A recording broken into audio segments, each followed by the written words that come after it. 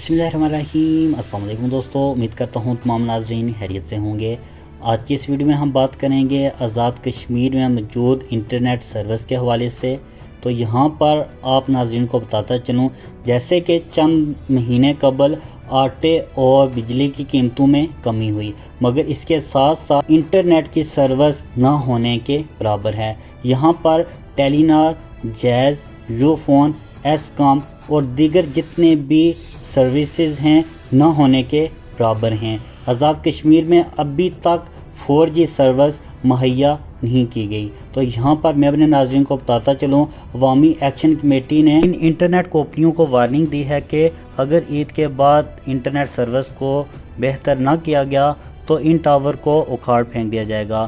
کیا action committee کا یہ رد عمل درست ہے؟ کومنٹ سیکشن میں اپنی رائے کا اظہار ضرور کریں۔ آزاد کشمیر کی تمام تر اپڈیٹ نیوز کے لیے ہماری یوٹیوب چینل کو ضرور سبسکرائب کریں۔ انشاءاللہ ملتے ہیں اپنی نئی ویڈیو میں، تب تک کے لیے اللہ حافظ۔